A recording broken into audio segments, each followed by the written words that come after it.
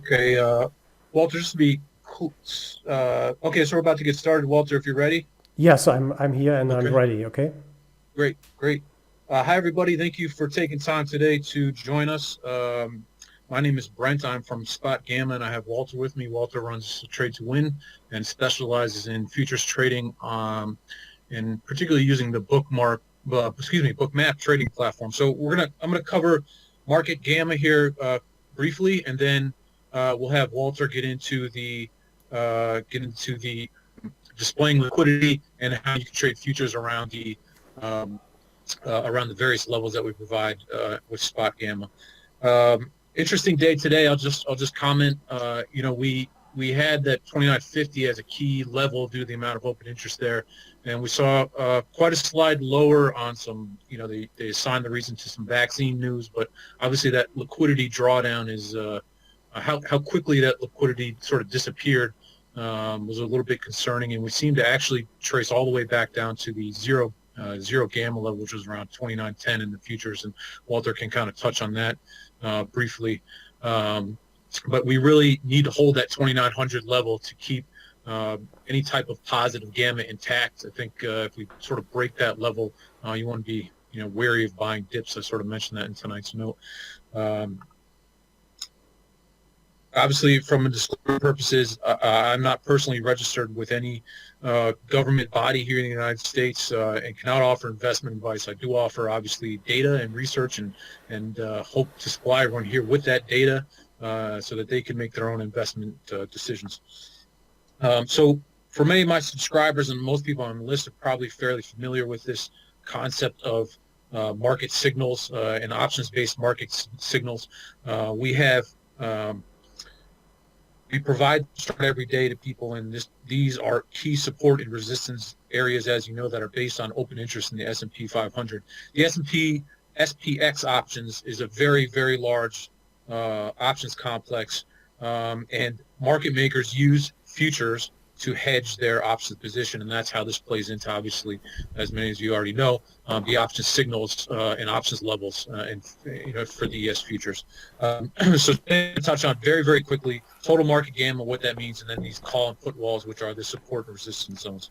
Um, Market gamma, at its core, is the study of volume and liquidity, and that's why we have Walter here to talk about how you can trade and how you can see that liquidity form around key options levels. That's all this boils down to, right? Where are options market makers going to hedge, and where are other options players going to hedge their futures? When they trade those futures, that is what keeps the market around those key strikes. If we only had an options market, you may not see all this movement around these key strikes. It's the fact that we can use futures to hedge these options that keeps things to these various levels that we talk about. So how much options volume will options players produce? This is a note of how big the gamma levels are. And then the second, are they long or short gamma? This tells you how market makers may hedge around various levels, right? So the first one is if we're long or short, if we're long gamma, it's going to be a mean reverting type market. We'll cover that. If we're short gamma or we have negative gamma, that means we're going to experience larger directional moves. And then around that, we use these key options levels to put the sort of long gamma or short gamma in context. So what do I mean by a mean reversion or volatility suppression is what we get with positive gamma. This is a chart that many of you are probably familiar with, but the blue space here is the distribution or the forward one-day price distribution. We have positive gamma. You can see it's a very tight distribution, right? And what this means is that we have a mean reverting market. If the market goes up, we anticipate dealers will sell into the market, capping the market move. Conversely, if the market sells off, they'll be buying futures that will bring the market back in. So that produces this lower volatility, tighter price distribution type market. In a negative gamma market, you can see here with the orange distribution, orange bar, you get much wider price movement, right? Because when market is going down, dealers are selling futures, and conversely, when it's going up, they are buying futures, and that expands price volatility. So every day we talk about the SpotGamma index anticipated volatility level. What that is that's our proprietary gamma calculation telling you how much volatility we expect for the next day. And that volatility is an expression of what we think ultimately dealers are going to be doing. Are they going to be buying when the market goes down, or are they going to be selling when the market goes down, and vice versa? One of the interesting, charts when we talk about positive and negative gamma, this is the VIX. If you see green here, that means that we're negative gamma, and if it's red, it means positive gamma. So you can kind of see that there is obviously a very large correlation between elevated levels of volatility and negative gamma, and that is expressed here in this VIX chart, which I think is really a nice way of portraying, what it is that negative gamma is ultimately trying to forecast or tell you as a trader or investor. You have to keep in mind when we talk about volatility, it doesn't necessarily mean that the market is only going down, right? Volatility does not have a direction associated with it. But what ends up happening is to get from a positive gamma or high gamma market to a low gamma market or negative gamma market, we need the market to generally move down. And that is because puts are what supply negative gamma. So typically we'll be above the positive gamma, or you'll see it will be above the zero gamma level. And as you break below or go under that zero gamma level, that's where negative gamma comes in. So the first move to kick in negative gamma is almost always going to be a move lower. And so that's why I think oftentimes people associate the VIX with a negative market movement, right? But really what the VIX is telling you is the initial move is going to be negative, right, to get that VIX to pop. But once VIX is elevated, that is going to tell you, that's forecasting you that price changes going forward are going to be very high, right? There's going to be a lot of volatility. That means prices are moving a lot, both up and down. So I'm just skipping over this because a lot of you that have been invited to this presentation are familiar with my work. This just basically talks about the price bands, and you can read these on your own in terms of what the price bands mean. The video and the presentation will both be available for download, but in the interest of time, I'm going to skip forward a few of these slides just so you can check this out. This is our updated history of the bands backtest. So the green line is sort of what we call our call wall or high gamma strike. The gray line is the put wall, and then we have this red line, which is the zero gamma level. What I really want to touch on with this is you can see that in this green zone here, which is to the right of the chart, there's a lot of volatility or noise in that call wall signal, right? And that is because once February fell apart, call positioning has been very, very light. And so what's happening is, in the models, picking up very frequent changes in the call wall or where positive gamma is located. And that is one of the problems with the market finding stability here, is that call positioning is very light. And that's sort of what the noise, again, in this green signal here to the right of the chart is telling you. There's just a lot of put activity, and there's a lot of hedging around puts, but there's very little call activity, and that is what supplies positive gamma. That's what stabilizes the market. And when you see these indicators, this green call wall or high gamma strike indicator moving around a lot, that is an expression of the fact that we have very low levels of positive gamma in the market, and that's a little bit concerning if you're looking for price stability. So we want to talk quickly about put walls and crash protection. This plays into the whole concept in general. Puts are obviously how most people will hedge against market sell-offs. And puts are very obviously sensitive to both time decay and implied volatility. And so when you think about how people are hedging and what you have to do with puts, you have to actively trade puts. If the market starts to crash and implied volatility really spikes, as many of you know, your put will be extremely sensitive to the movement of volatility, and you may not want to hold that put to expiration, because if you hold it to expiration, implied volatility may come down, and that may really reduce the value of your put. So you are behooved as an investor or as a trader to monetize your puts, right? To roll them out or close them and be very active with your trading. And I think that is a lot of what brings volatility to the market. When the market is dropping hard and investors are active with their put trading, that is an obligation on the market maker to adjust their hedges. And so in March, we had a whole lot of very deep in the money puts, and there was a lot of delta hedging, a lot of futures trading associated with that from market makers. And if you think about, conversely, when people are trading calls are less sensitive to implied volatility. People are more likely to hold them to expiration.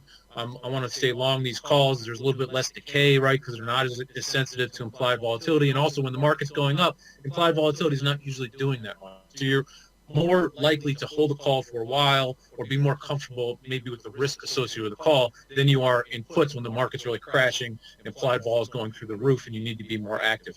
If you just think about that concept, I think that is a lot of what is driving volatility, right? Are there a lot of puts in the market? Are they deep in the money? Is there a lot of trading associated with that? And if so, that is what's creating a lot of that volatility, right? If we're drifting higher and vol is lower and people have long calls, well, they'll hold those calls and they'll be less likely to actively trade those positions.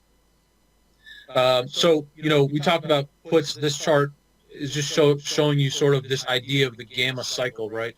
And so this chart is from last year, but what it shows is that there's a cycle when you close puts, right? If I'm long puts and I close those long puts, the dealers who are short puts have to be hedged with short futures. So if I close my put, that means that a dealer's bought back the put, he's now short too many futures, and he needs to buy back those futures, right? And buy back those short futures, and that can create a lot of this V movement. And I think that's a lot of the V movements we see playing out now is this cycle of, okay, a bunch of long puts get closed or expire, as what just happened in, on Friday with the May expiration. That drives dealers to have to buy back a bunch of futures, and then we kind of enter this sort of regime of, of a repetitive cycle of this, puts being monetized, and that ultimately drives the market higher. So that's why we like to pay attention to the put wall and where that concentration of puts are, so that we know when this sort of buyback, I call it the buyback cycle, because again, I close my long puts, that means dealers need to close their short hedges. We've shown this chart many times. All of you can look at it. It's an example of how we sort of play off the zero gamma levels in the futures. Walter, in a minute, will be touching on that, so I'll skip forward over this. Same thing with this, a view of the Iran bombing and an overnight move there in futures.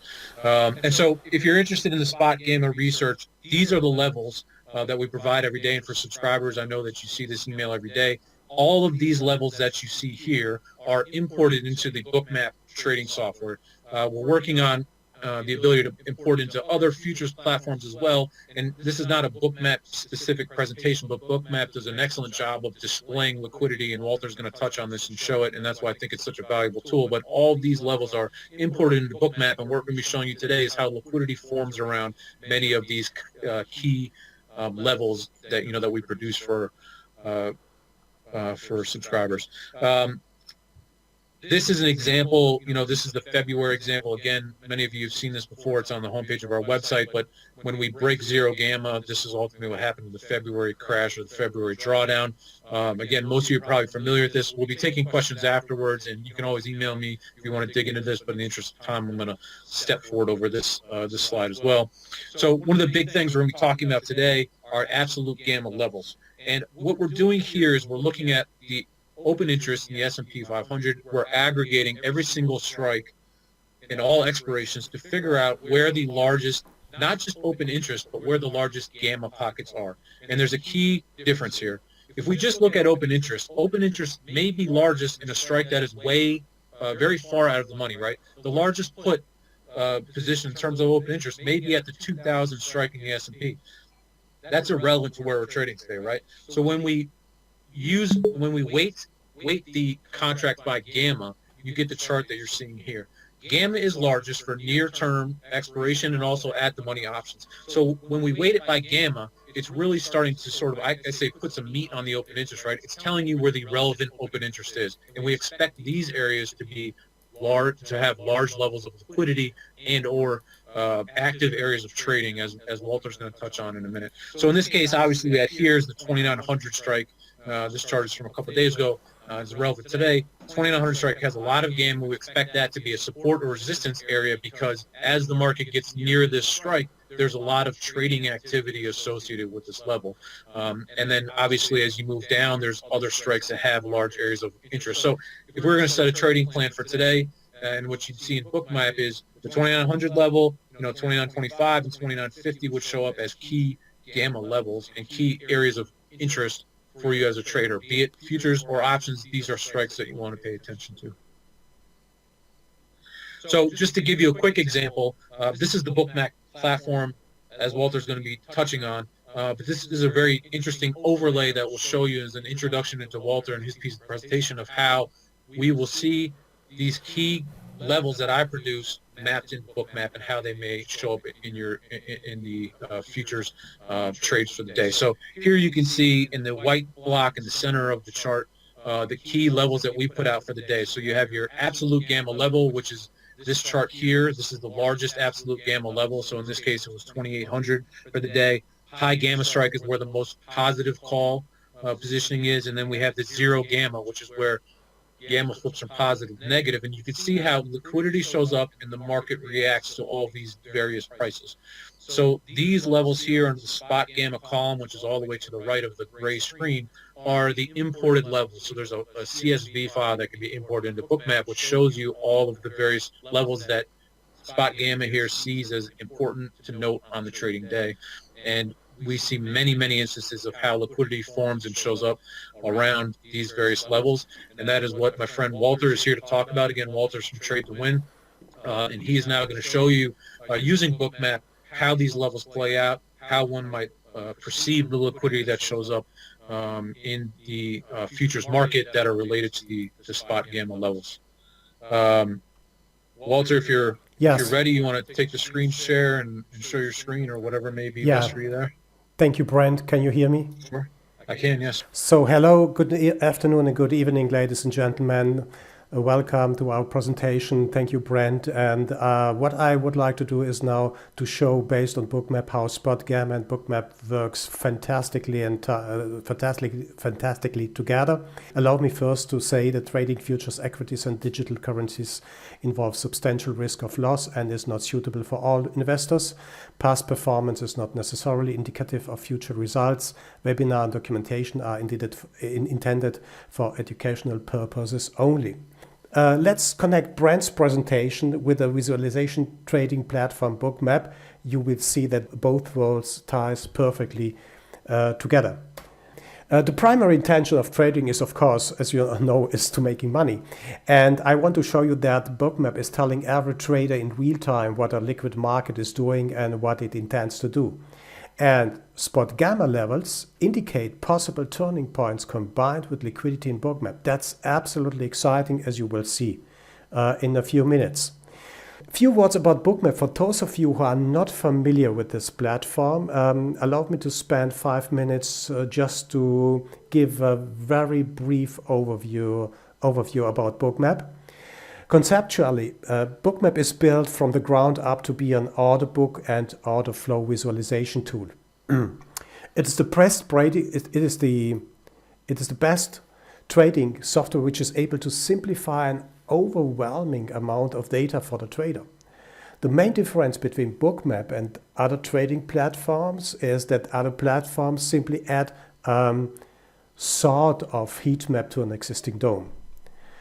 So let's go briefly through different parts of Bookmap. The screenshot you see is how I'm utilizing Bookmap in my daily trading to find where, when, and why to execute trades. I'm posting this the similar screenshots every day on Twitter as well in my trading room. So let's start with the historical data part of Bookmap. This part here. I hope you can see that where my cursor is. This is the historical data part of Bookmap.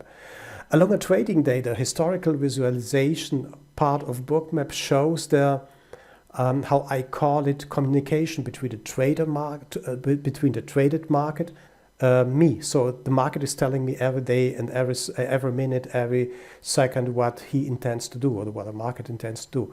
You will see liquidity. We'll talk about that a little bit later. Flashing, staying, and driving the price up and down. You literally can see which side of the market is dominating. The bid or ask side, that means sellers or buyers or sellers in this case. You can watch spoofing in real time when it happens. You can see stop runs. You can see icebergs. You can see visually what volume is traded, because it is represented here by this volume dots, as you can see on this screenshot on this slide here. The bigger the dots, the bigger the volume. The smaller the dots, the smaller the volume, or traded volume. Yeah, that's the traded volume, market volume here. That's what I mean when I'm saying the market is communicating or is speaking to you and speaking to me. Most of us are simply not used to see the markets that way, and that might be a little bit strange for some of you. I'm not sure, but therefore I'm trying to show you what Bookmap offers. Actually, trade area is where you see the actual trades. That's here, that this one here. So that means that's the execution on best bid, and that's the execution on best offer. Even you can see if you're trading stocks, the spreads for the stocks being traded here on this actual trades area. I'm totally fan. I'm absolute big fan of the limit order book, which you can see here in the right column of Bookmap. The limit order book gives me valuable and necessary information along the trading day. It is organized like a normal DOM, as you might know. So that's the limit bid side here, which represents the buyers, and that's the limit ask side, which represents the sellers. Between those columns, you have the market orders, that means aggressors. And I have arranged, besides the bid and the ask side, the quotes delta. That means I can see, or if you arrange it the same way, you can see pulling a stacking of orders. That means it gives you a clue which side is pushing and which side is pulling on this side. That's a complete limit order book which inherits and gives you really important information during the trading day for your traded instrument. I've added the volume profile that's based on the daily data. I have also the point of control as well, the VWAP in my chart, so that I have the most important data and the most important indicators for the actual trading day, for the actual traded market, for the actual traded data. Nothing is average. Nothing is smoothed. That means we are talking here about real-time data, real-time presentation in the book.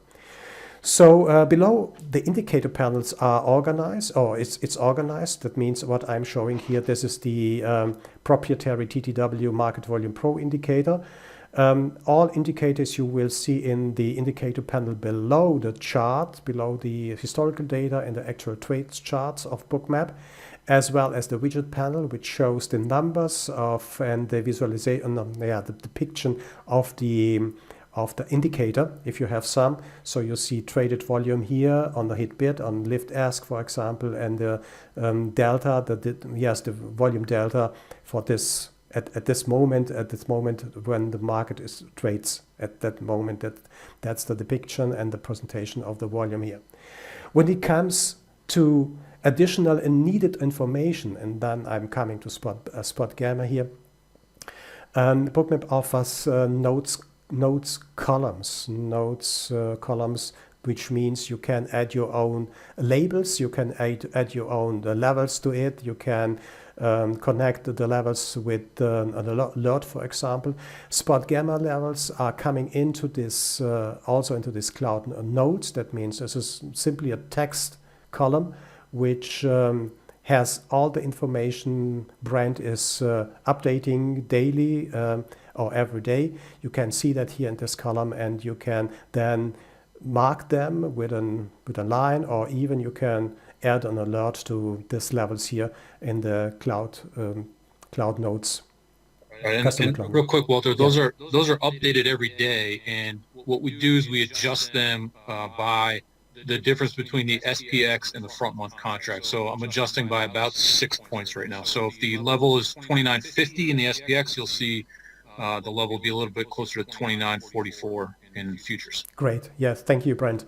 So that's a very brief overview and maybe answers the question, what is Bookmap? If you are curious and want more to know, you can visit my webpage and as well Bookmap's webpage. There are a lot of YouTube videos around Bookmap, how to set up and what it is. So you can get more information there. Additional, before I'm coming back to SpotGamma, just a few functionalities for those of you who are maybe new to this kind of data presentation is the functionalities of Bookmap is mainly record, replay, and run simulations. That's, from my point of view, I think the golden bullet for Bookmap, because it helps you to record every day, and then when you have time, go back and replay your market. It helps you. It helps to understand and to see really the hidden, the secrets of the market much better than any candle chart I know, and I did it all. So candles, footprints, volume profiles, whatever whatever you're thinking about, I got them all and I tested them all. So give Bookmap a chance if you want to understand really deeply what the market is doing. You can also see the real market spread. You can replay the market, live HD videos up to 125 updates per second. You can zoom into the highest resolution. That means it doesn't matter how complex the market is, you can see literally every single traded contract at a certain price and at a certain time. You can trade, of course, directly off the chart. You can also do cross-instrument trading, that means watching ES and trading the micro. You can also watch your orders on the chart and replay them. You can connect your own data or proprietary indicators, what we did here with the TTW Market Volume Pro indicator, which is solely responsible to display the aggressor volume. Indicators panel are, of course, synced to the chart, and you can develop your own API and automated strategies. So that should it be that completes Bookmap and a brief overview of what we are talking, what Brent and I are talking about, just to give you an idea about. In my live seminars as well, online seminars, I'm talking about correlations and how important they are. I'm firmly convinced that nothing works in isolation, even not markets. If this is true, then we must have a broader look if we want to be and if we want to stay profitable in our trading. Given you are trading ES futures, then the ES future is only the base where you hope to make money with. Did you consider to look for positively and negatively correlated market for ES? Positively correlated markets are, for example, the SPY. Negatively correlated markets is, for example, the Volatility Index, the VIX. Negatively correlated markets, is also or was up to February this year, US dollar yen correlations. It worked fantastic last year, as well as the treasuries did. Everything is tightened together. Coming back to options and SpotGamma, that what Brent said, the multi-billion influential industry out there are the hedge funds. They need to hedge, and dependent on their position, they must buy back shares of futures or they must sell shares of futures. That's what Brent mentioned a few minutes before. And I'm sure we can guarantee you that they are not trading 1, 2, 5, or 10 contracts, future contracts, to make money. They are moving millions and millions. And by saying that, they act according to mathematical programs to hedge. We have influence on the traded market, on the ES, on the NQ, on the YM, the treasuries as well, the currencies and oil based on the US dollar, for example. There are a lot of dependencies which we should take into consideration when we start to trade. As a conclusion, we can't miss, from my point of view, what SpotGamma is offering here.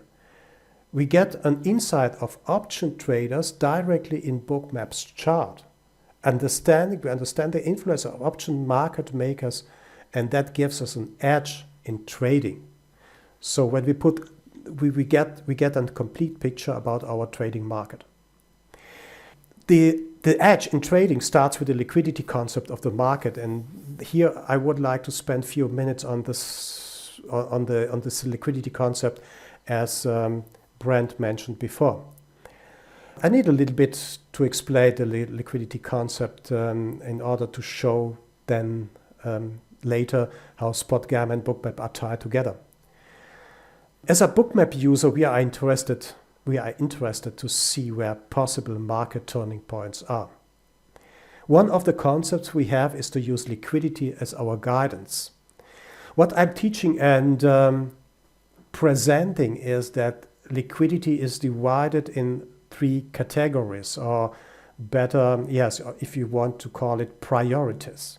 So we are talking about long-term high liquidity, we are talking about short-term high liquidity, and even about very short-term liquidity, which is mainly used when you zoom in for spoofing and driving market within seconds in a certain direction.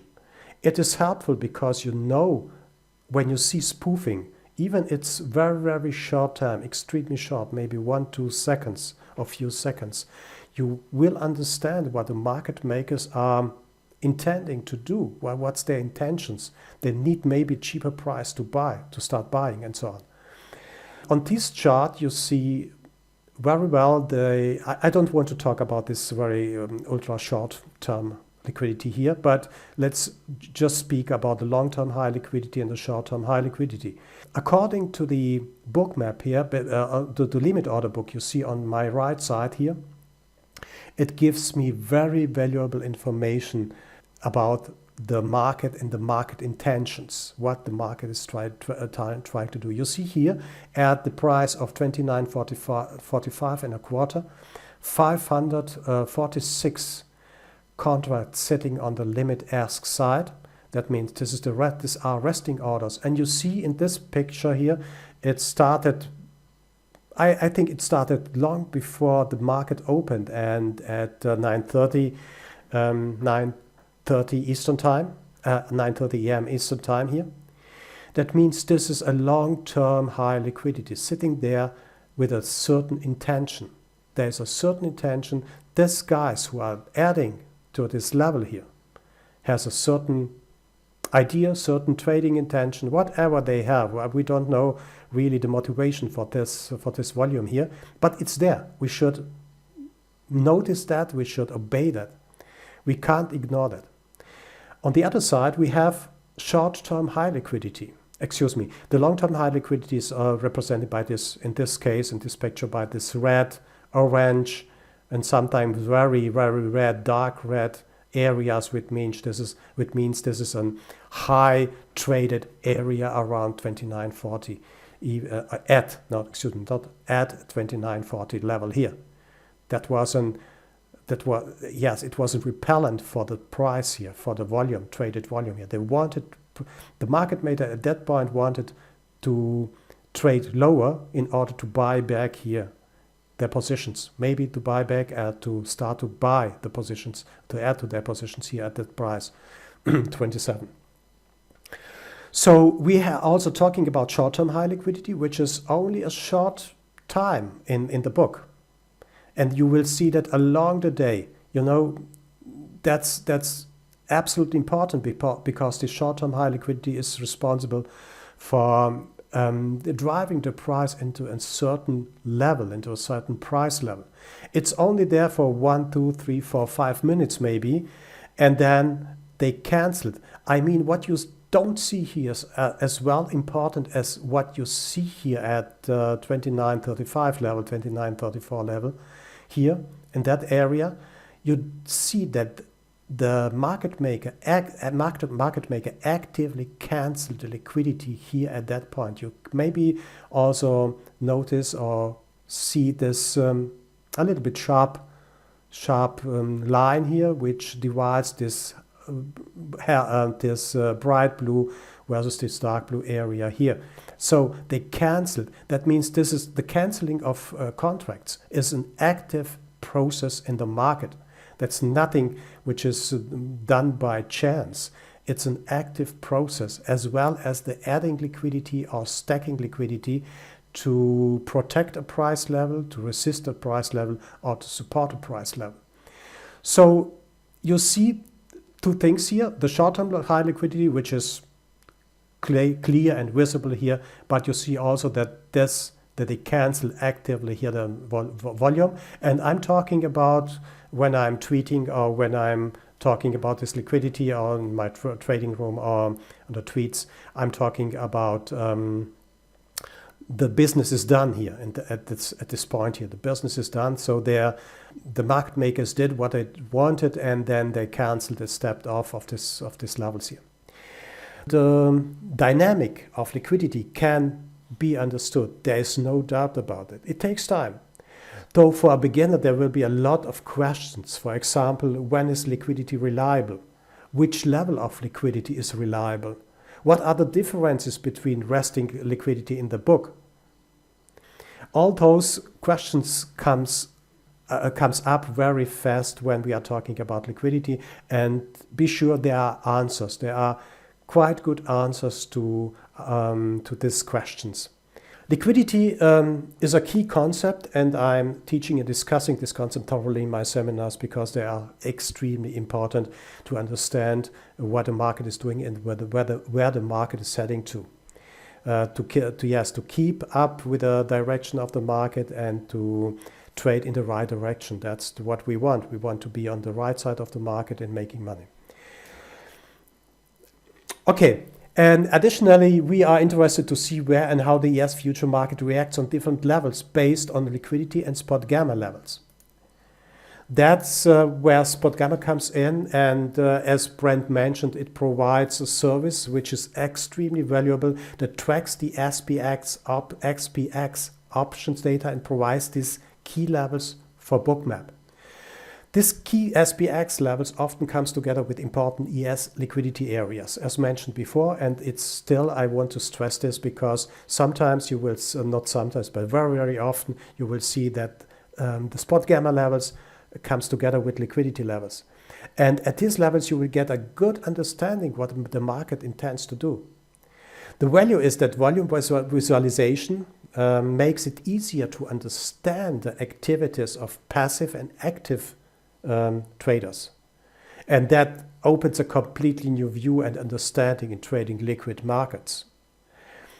Adding it to your chart, you get instantly an idea about the possible levels and market intentions for the day. It shows support and resistance areas, like here. That was the screenshot of last Thursday, the 15th of May, and it was a great trading day because you see here the SpotGamma levels, and when you squeeze the chart, you see these levels before the open. We are not discussing hindsight here in this case, yes, but the levels are before they open in the chart, and these levels are relevant key support and resistant levels. As mentioned before, liquidity and its understanding is key to understand and interpret SpotGamma best. Based on this knowledge and SpotGamma information, you have several trading opportunities. So as a future trader, you can, based on this example here, you can scalp or play swing trades, for example. You know what happens here. You see the volatility trigger. You see the zero gamma here. You see how the market hits this level again. In this case, we don't see the liquidity very well because this is a zoomed chart. We will see that in a moment on the replay. And Walter, just to interrupt real quickly. So on this chart, there's three of our options levels there on the right, on the left side there, right? We have three white lines and three levels that we're really looking at on this chart. Is that right? Yes, we have zero gamma, Okay. the volatility trigger, and the SPX level at 2850. Okay, thanks. Just want to clarify that. Yes, oh, I'm sorry for that. Yes. No, So no problem. yeah, we have zero gamma level here. We have the volatility trigger here at 2850. If I see that right, 2855 was the zero gamma level, and the SPX level was 2850. It's up around 2844. That's what Brent mentioned before, that they adjusted to the future, to the yes future. And what I wanted to say now, you see the advantage of this system. So given you're a future trader, you can scalp or play swing trades, whatever you want. And as well as an option trader, you can, excuse me, as an option trader, you can, yes, you can sell calls or buy puts or sell puts around this level, whatever, yes, around these levels. Whatever, there's a bunch of strategies, there's I'm sure a bunch of strategies how to play these levels as an option trader too. So it gives you, it satisfies both both worlds, the future traders as well the option traders. Or you can combine, if you're a future and option trader, you can use this information because it shows you, and that's one of my most important points, to understand where to trade and when to trade. Time is an extremely important indicator. Every day, that means to time your trades. And the most important part of the executing a trade is to understand and to justify for yourself, is to say why to trade that. What is the reason to take a short trade here? The key is that market maker and options volume hedging ties to these various levels, as you can see, to the zero gamma, to the volatility trigger, as well as to the SPX levels here. So it gives you an absolute advantage before the market starts to trade, to have an overview, to have a brief overview about the market and to see what is in today, what could be an important level for myself, for my trading. And when you put in context liquidity, when you put in context, for example, the indications here like stop runs, when you put in context maybe divergences and deltas, you get many valuable information what the market is doing here, right here. We have had an absolute interesting day today, and I recorded it. I would like to talk with Brent about today's market. Yes, that's today's recording. It's the May the 19th, 2020. So we have we have some interesting movements in the market when I'm zoom in into the chart. First of all, I'm talking here about the SpotGamma levels. We have still this SPX levels in 29.50, which comes together with 29. I'm reading 44 here, 44, 45 level here. What I'm doing is when I've got this level, I have my only daily levels here, so I'm just squeezing the chart and see, I don't know whether I can see all levels here. Yes, I see all levels SpotGamma and Brent is providing to us, and have a very, very good idea what is open interests has the most volume, and where the zero gamma is and where the volatility trigger is. That gives me a clue what the market might play today.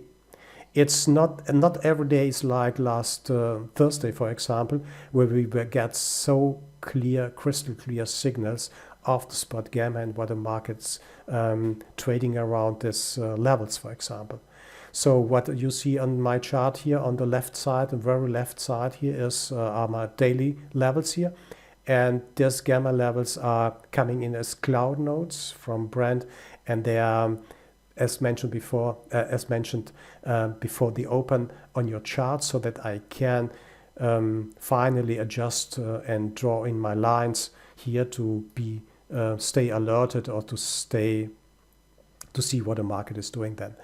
What happens today is it was absolutely remarkable to see that the market was trading all the time around this 29 was it? 29.45, 29.44 level. Just give me a second. Yes, yesterday as well. So sorry.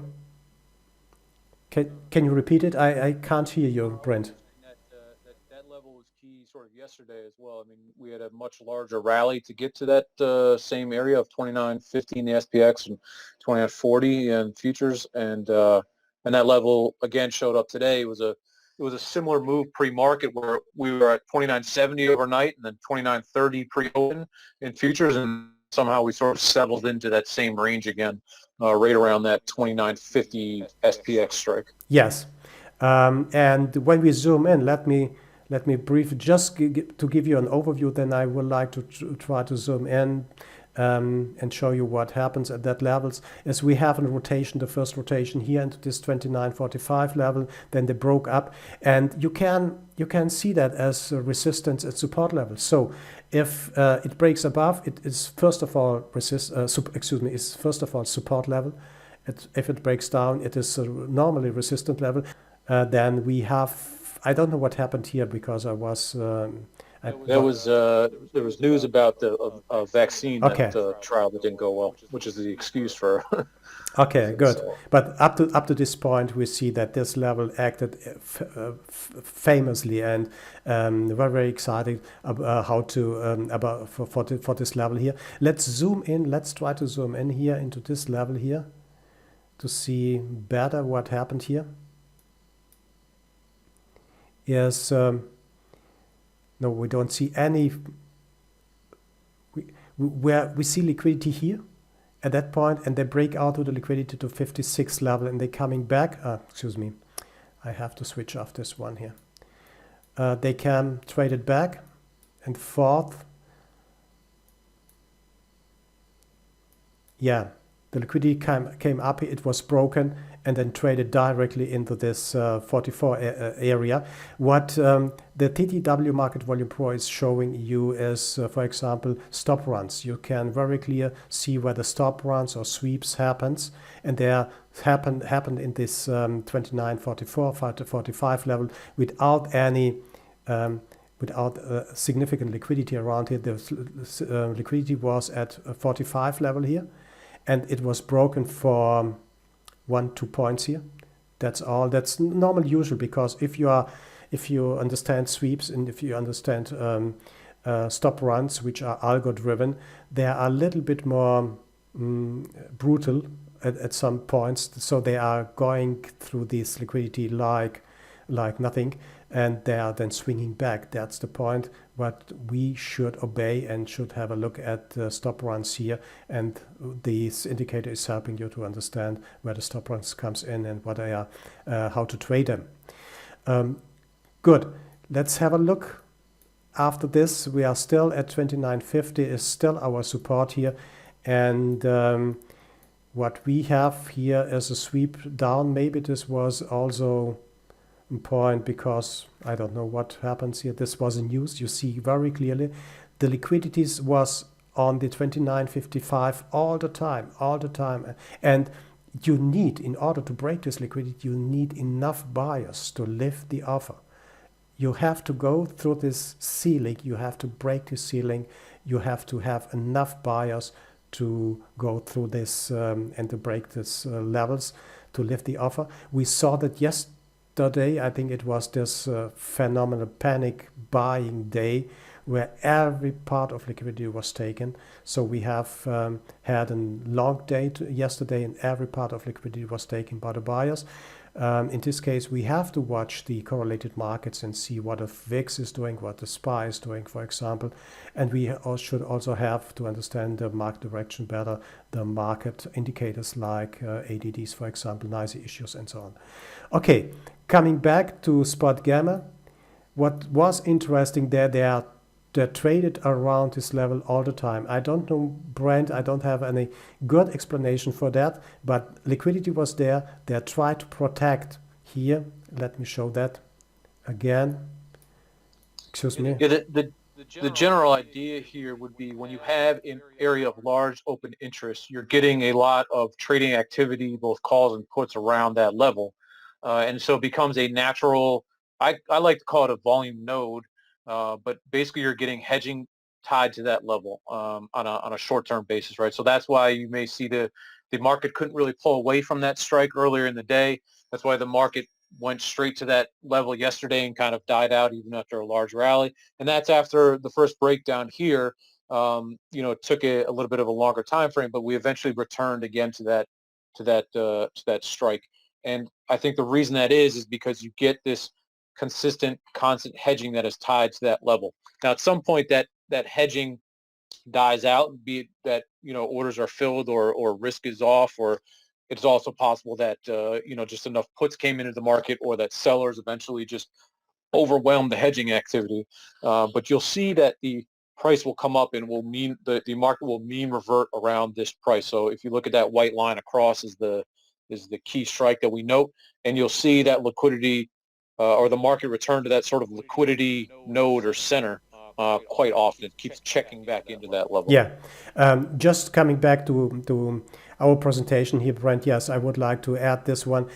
You see how liquidity fits in and comes into this 29.44 level here, 29.45 level, this open interest level here. This is a volume node, and they tried to protect or was how to say, to repel the price from this level here.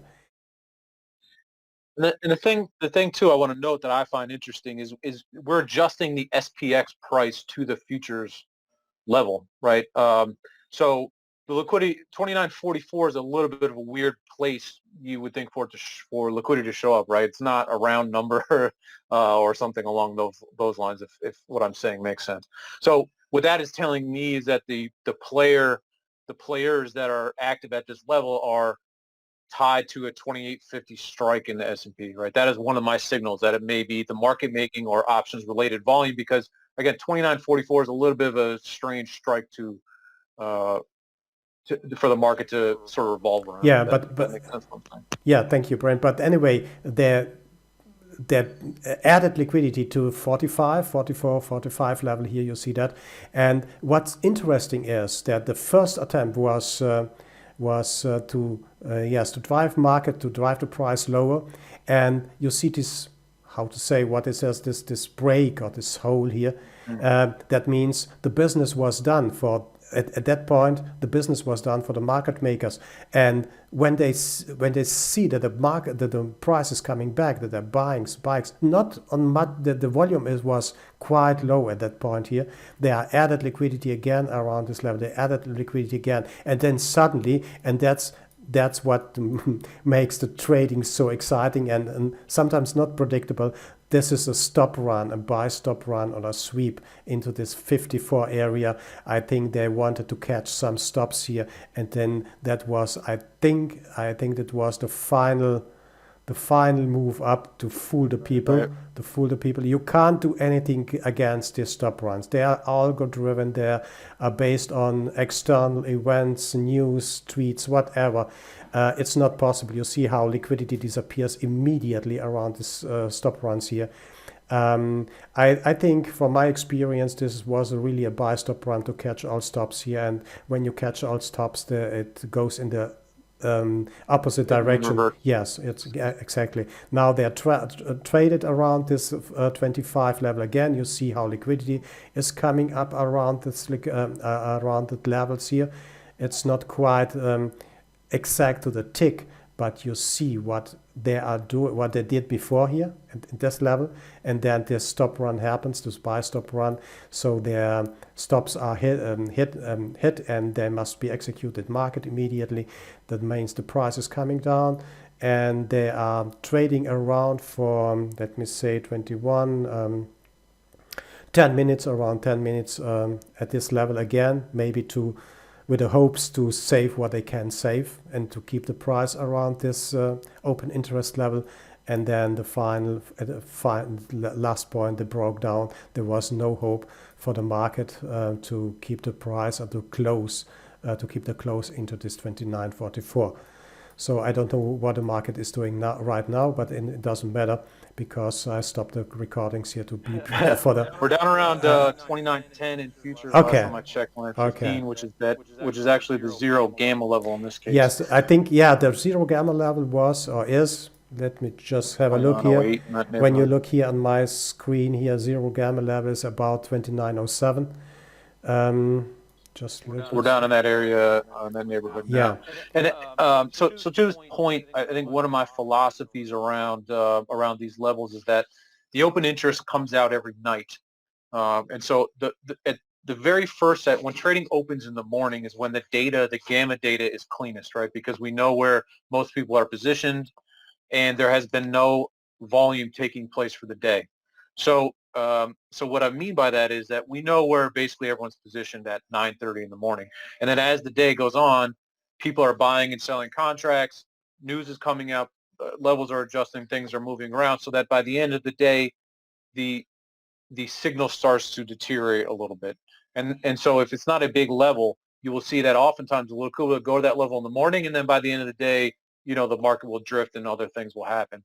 So that's kind of one thing to note, that the open interest for today is important, but also is there large volume in the SPX at a specific strike? So today's options volume in the SPX was very light, but if we saw a very heavy volume in 2850, I would be willing to bet that the market would have held on to that 2950 level today, right? Because when you have active volume today, that is another force to keep the market to a specific strike. And the last point, which is related sort of to the breakdown that we see here, is that I don't think that market makers are hedging all day. I think they have to hedge when there's a large sharp move or when there's a large trade that comes into the market. I think that the most important point for their hedging is into the close. So a lot of times we see what I like to joke about and call it the power hour, which is the last 10 minutes of the day, that you'll see very sharp moves. And the reason, or one of the reasons, obviously there could be many factors, but one of the reasons is that the market makers need to go home risk neutral or have a set amount of risk at the end of the day. And so their sheets, their risk profile is going to be set at the close of trading.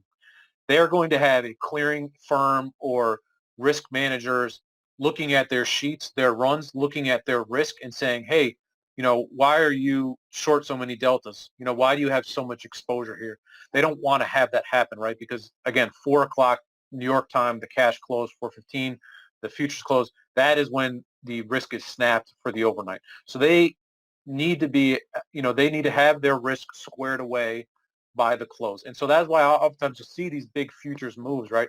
Because they don't want to transact all day. They just want to make sure that their book is squared away to go home at night. And so I think that's a lot of times why you see these big sharp moves and changes in the day. I will also often mention, and this is again related, sorry to sort of take over here, Walter, but you can watch the VIX as a way of monitoring which way that end of day move might happen, right? If you have a VIX that is going down and dropping, that means that puts are losing value. If you believe that dealers are short puts, they are hedged with short futures. If the VIX is going down, that means those short puts that they have made them money. And that means that they are too short of futures and may need to buy into the close. And you can correlate these things. You can see, the market will move up quite sharply into the close. Conversely, if you have a higher VIX, that may mean that they need to sell some futures to re-hedge themselves. So you can sort of start to take and put all these pieces together and sort of see that and watch that play out in the map that Walter's showing here. Absolutely. Thank you for that. What I'm still obeying and watching at when I have this level. So I'm watching this 25 level here, 2950 level. I see the volume here at it acts as an resistance at that level, and then if it breaks if it breaks really hard that level, then what Brent mentioned, I'm looking for the next levels, 2907, 2908, maybe as a possible target. Maybe not even up until the close, but maybe after the close, or maybe until tomorrow, or in the night sessions as well. So you can consider that as well as targets if you are looking and try to see the market as on a holistic view. By the way, I'm trading here. I have as Rhythmic as and the DX feed as well. You can see that here, and I recommend, if you have the chance, whatever broker and data feed you have, I recommend DX feed and Rhythmic because they are delivering high quality data called market by order data. So I have the VIX and this is the ETF and the VIX future here. So what I see is extremely well what the VIX is doing, and then putting it on a second screen, and I can see very well and following simply this direction of the VIX and seeing the sell-off in the S&P. Quite correlated, huh? Yeah. So that's correlations makes sense for nearly every instrument, nearly every liquid instrument you have. So I would like to stop that, because it gives you an excellent, even if I didn't expect that, to be honest, for today. Excuse me. It gives us an excellent view on today's market around the SpotGamma levels. I'm absolutely excited, even if it even if it took, I don't know, hours. It happened, yes, in the last 1 hour of the trading day.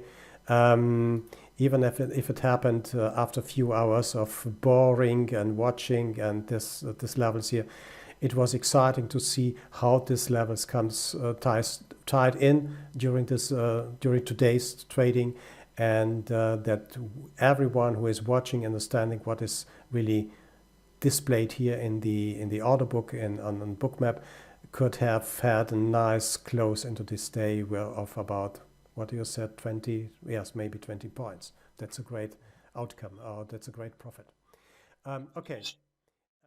Yeah, and to that note, Walter, one thing I'd like to mention is we have this, the SG index, which is our gamma index. And one of the things that we do is we produce how much volatility we expect to see based on that index number. So if we take a given gamma number for today, we can look at historically how much the market moves given this level of gamma.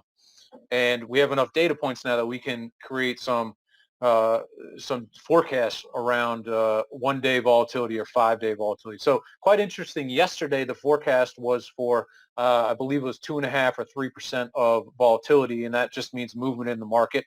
And today we got a 1% forecast. So we look at where the gamma was yesterday and then can forecast today's note. And yesterday, obviously, we had a 3% move, so it was a very high volatility day.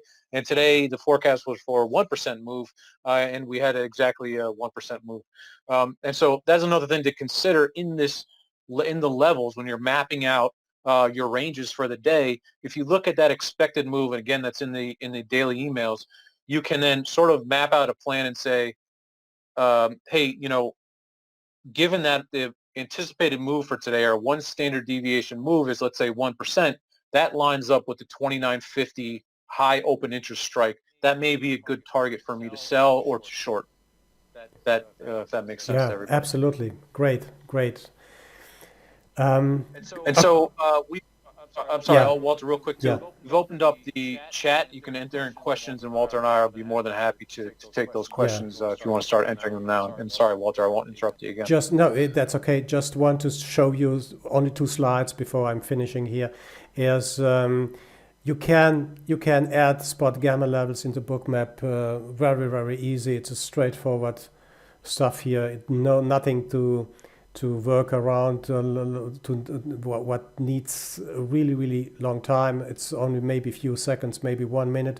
There's a nice instructional video from my colleague Bruce Pringle from Bookmap, which shows you how to add columns, custom columns into Bookmap, as well as SpotGamma levels or every other levels you want to have. It's really straightforward, this kind of adding brand service to Bookmap. He's providing an URL, and you can add it very simply to the Cloud Notes. Cloud Notes here, it opens a configure Cloud Notes panel. You add simply the URL, which is given to you by Brent, and that's it. So then lean back and enjoy the levels and understand. You will understand and see more than maybe the normal candle chart trader. Okay, good. Finally, I would like to give you some information. This video, as Brent said, will be published on several channels. You can replay it again if you want, and if you need. You can get a lot of trials. You can get, of course, SpotGamma trials for Bookmap, SpotGamma not for Bookmap. You will find every information on SpotGamma.com. I'm writing a lot of articles, posts, and on my page ttwtrader.com. If you are interested in Bookmap in education, please go to ttwtrader.com and go into the shop. You will see there the education, the online video education, as well as the Bookmap TTW market volume pro indicator. And if you're interested to see how stop runs are working, how market directions is indicated, how divergences are built in the market real time, non-smoothed, not aggregated or whatever, real time, really, I'm talking about real time, then have a look at marketplace.bookmap.com for additional products there. So that was it from my side, and thank you very much for your interest. Stay safe and these days. Thank you, Walter. So wash your hands. yes, wash your hands, social distancing, clean surfaces. That's really important. I think all over the world, not only in the US, not only in Europe, but all over the world. Let's see whether we have some questions. We have some questions about the level, the white line. If you could bring up the screen, if you don't mind, of where you have the level displayed in Bookmap there. This one? So Nate and Andrew asked, the white line is the open interest level, and we say it's linked to 2850. So the so the white line is just Walter draws that line to help him remind him where the SpotGamma level is. So the SPX open interest in this case is 2950. That is where all the open interest is. I adjust that to 2944 because the futures trade at roughly right now a 6-point discount to the S&P, to the SPX index. And so the thing about the options expiring worthless around this level, right, is that this is the aggregate of all expirations. So most of the open interest is on the monthly options, which is the third. They expire the third Friday of every month. So the weekly options are the ones that are expiring Monday, Wednesday, Friday of the week. Those typically don't have that much size, but if they're big enough, you will see on an intraday basis that the market may move to that level, right? But in general, to say that the market maker is going to try to pin 2950 that would be an exercise in futility, right? Because that expiration, those contracts may not expire till, let's say, June. So the reason that I think 2950 will come up is because I believe that there's just sort of levels that the market makers are going to need to hedge, and I believe they'll set out, okay, if the market moves up to the 2950 level, that means our risk goes up by X%, so let's sell futures there. That is the kind of activity, simplified method of sort of explaining what I think is happening there. So there's the pin idea, which I think can play out when there's a large when there's a large expiration. But you also have to be cognizant again of where is all the volume taking place in the options for today, right? If all the options, as I mentioned before, we're trading today at 2950, we may well have seen the market make a better attempt to hold 2950 today as opposed to sort of sell off.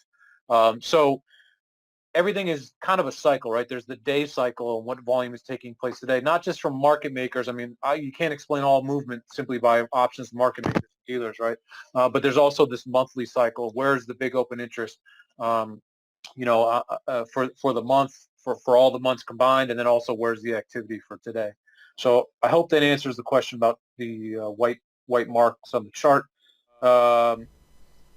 Yeah, just let me add what I'm doing every day. So I'm posting my levels into tweets and Twitter, excuse me, and my trading room here. And simply for myself, I'm drawing a white line. You can also, by the way, use the alerts.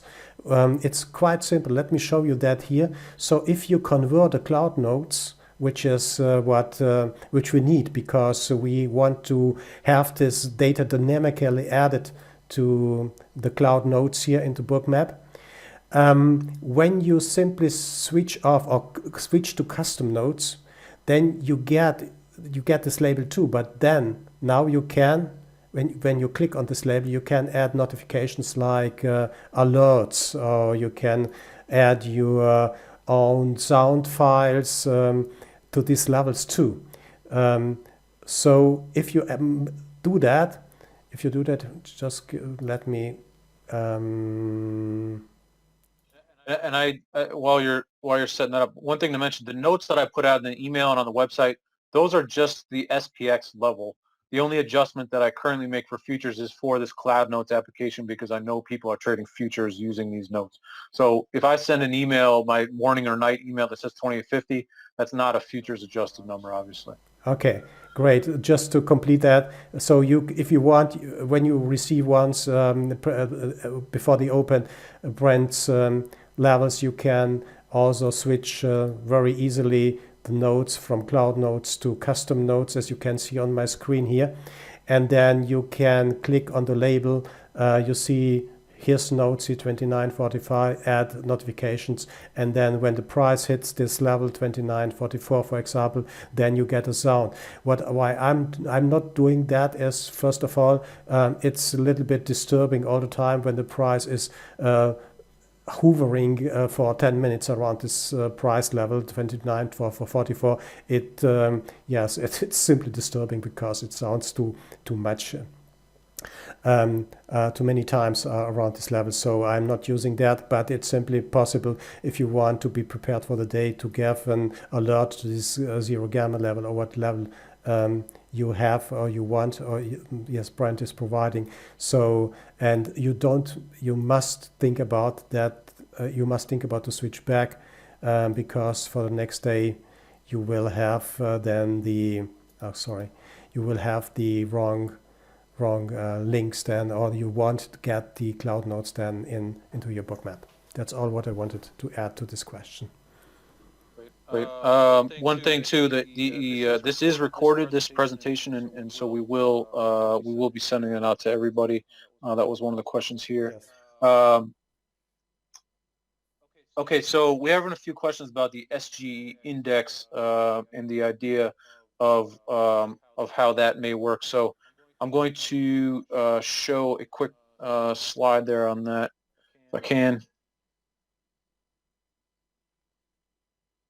I'm going to take over the screen share real quick, Walter. Yeah. Hopefully that...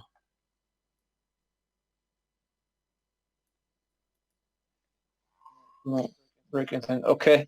Walter, can you see this chart? Yes, I see that. Okay, great.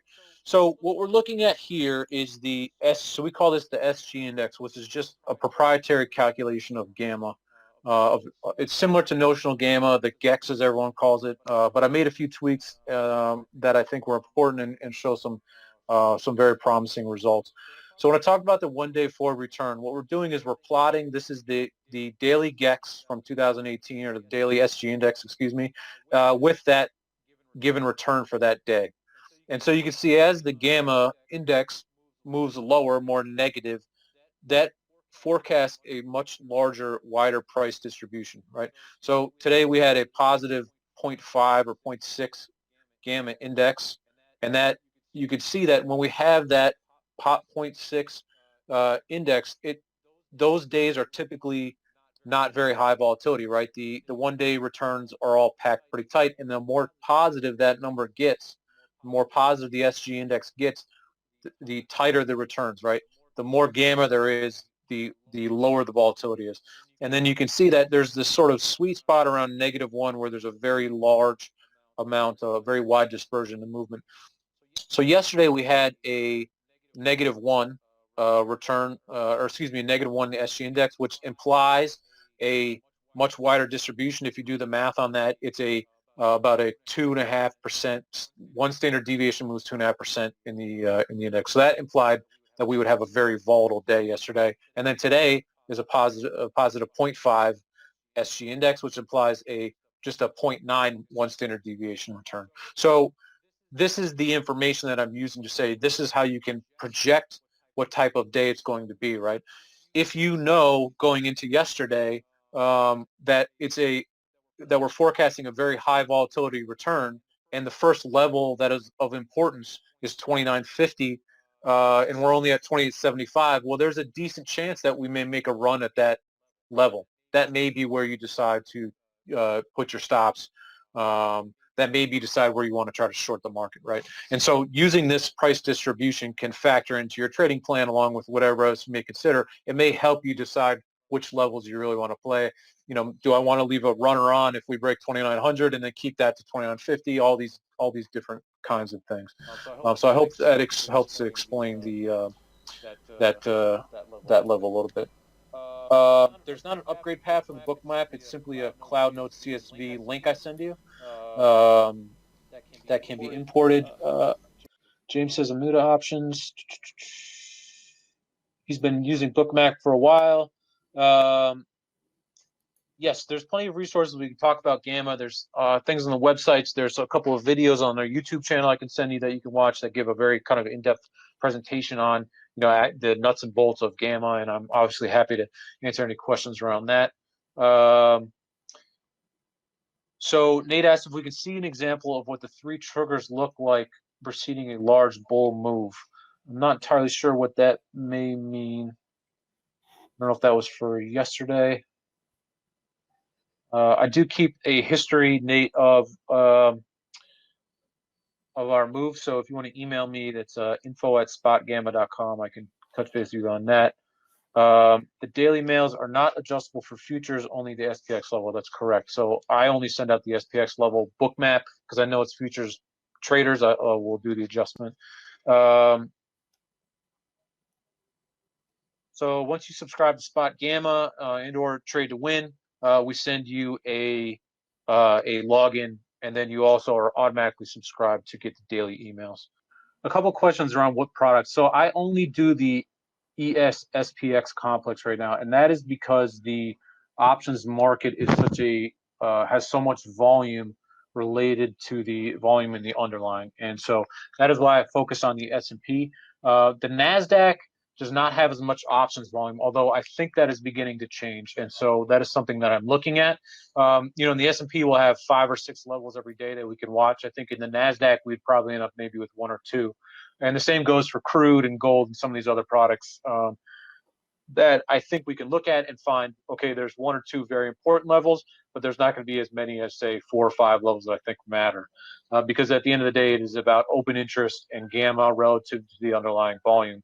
And that open interest and hedging activity needs to be large enough relative to the underlying volume to have an impact. Yeah, absolutely. How do we use the information at GEX level expire on OPEX days? So OPEX is an interesting point. Thank you, Anjan, for bringing this up. OPEX is interesting from a delta perspective more than a gamma perspective. And what I mean by that is that we know on OPEX there's going to be a lot of contracts that expire and/or are rolled. And so a gamma trade is an adjustment to the deltas that you have on. But when the contracts expire, what ends up happening is it leaves you with either you have way too many deltas, long or short, right? Because you had a whole bunch of contracts that expired that were hedged. And so when all those contracts expire, then you have a bunch of hedges that you no longer need. And that is why I often think OPEX can be such a turning point. If you look at the May OPEX, which was Friday, there was a lot of mainly puts that were in the money that expired. And so you could surmise that dealers had a lot of deltas to buy back. They were probably short futures against a lot of puts that expired. And so when those expire, that means deltas to buy back. And I think that could have been what fueled sort of that move yesterday. And so on OPEX, I tend to focus less on gamma and more on delta, if that makes sense, Anjan. I hope that helps.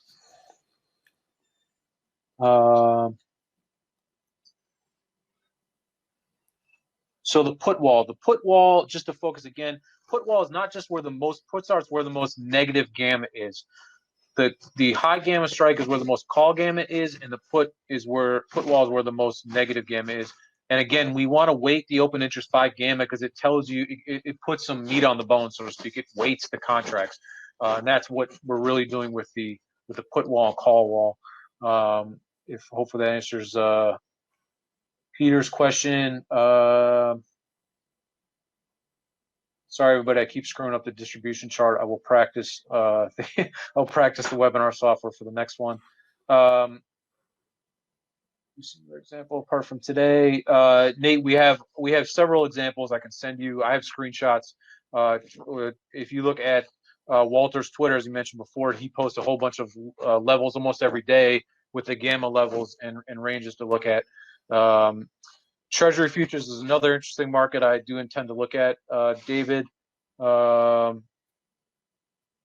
what time on Friday do I think market makers start running deltas? So I spoke to a market maker who told me that generally what he does is that, or what he believes happens with other firms, is that in the morning they're typically short gamma, right? Because there's a whole bunch of things expiring at 9 a.m. or 9:30 a.m. and they'll offset that gamma risk with the PM contract. So as you know, there's two expirations on the third Friday of every month. There's the AM contract, which is the bigger one that expires, and then there's the PM contract. And so I believe that a lot of times those deltas will get adjusted kind of into the close on Friday, but on Monday, you'll typically see a lot of the movement. For instance, in March, after that really big expiration in March, it was the Monday after OPEX that we saw the high of the day, the low of the market. And there was just a very sharp turn in markets higher right after OPEX on the Monday after it started. And similarly in February, we started to sell off on the Friday of OPEX, February 24th, I believe it was, but Monday was really the kind of overnight over the weekend, and then there was a really big gap down on Monday. The different types of trades for positive gamma and negative gamma. It's a good question, John. Negative gamma is telling you that there's directional trading. You should be positioning directionally and not trying for mean reversion. So yesterday was a great example. We started the morning in a negative gamma position, and even at 29.50, it's just a very low positive gamma level. But basically, on negative gamma days, you want to position for directional movement. So as Walter mentioned before, 29.50 today was kind of resistance. You want to short 29.50 and play a longer directional trade in a negative gamma environment, right? So short at 29.50 and then don't cover until the next significant level. If it was a mean reverting type market, a high positive gamma market, you may want to try to buy 29.40, anticipating the market rally back up to 29.50. So when we talk about mean reversion, that's kind of what we're getting at, is that you want to pick an important level and then buy the dip and sell the rip around that sort of key level. That's what we like to do in a high positive gamma environment. And so in a negative gamma environment, again, the levels are still important, but you want to play more directional swing trading, as Walter mentioned, between sort of larger levels. Nate asked about the volatility trigger. So this is kind of an interesting point. And for those of you who are into technical analysis, you'll understand moving averages and the like, where there's not really a fundamental reason why a moving average the market should bounce at a moving average, and Walter could probably appreciate that. But everybody pays attention to the moving average, and so that's why it's important, right?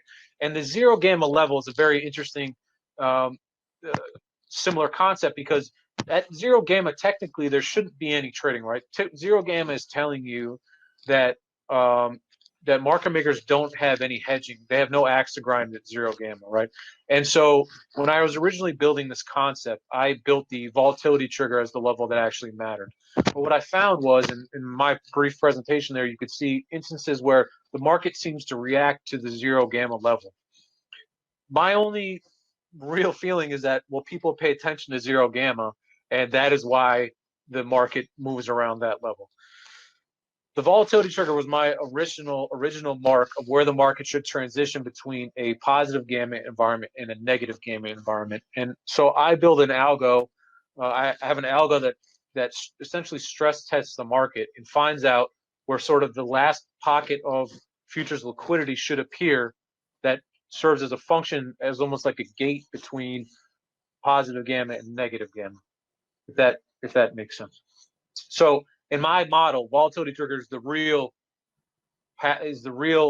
entryway or point at where gamma should go from positive to negative.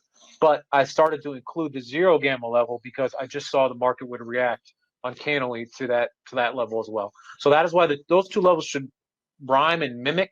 But in my real longer term model, I pay more attention to the volatility trigger as whether we're in positive or negative gamma territory. On a day trading basis, I'll watch the zero gamma level as a trading level, sort of like a moving average.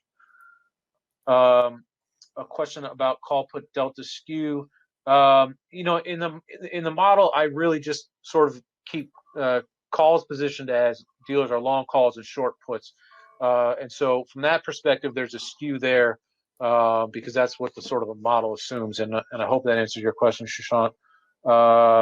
And how are we accounting for the deep in the money call? That's a very good question. So one of the things that I thought actually really moved the market in March was very deep in the money puts, and those produce a lot of very high, very large amounts of deltas for dealers to hedge. So if you imagine that what was the velocity of March was a whole bunch of deep in the money puts, created massive amounts of futures that need to be bought and sold on every basic movement up and down in March, right? Because these dealers had to keep constantly adjusting for these very deep in the money calls, deep in the money puts. And so, those deep in the money calls figure in on a delta basis in a major way into the model, but not so much on a gamma basis.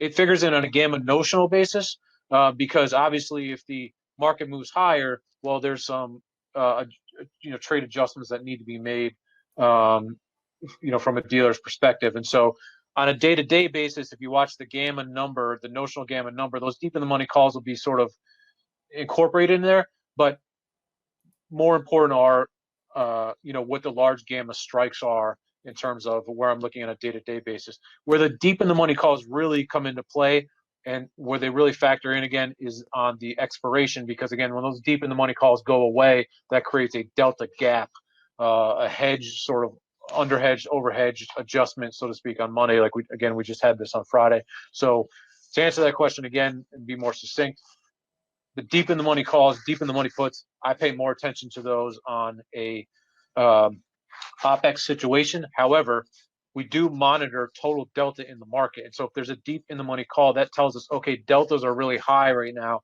and that will indicate maybe more hedging activity or more flow on a daily basis.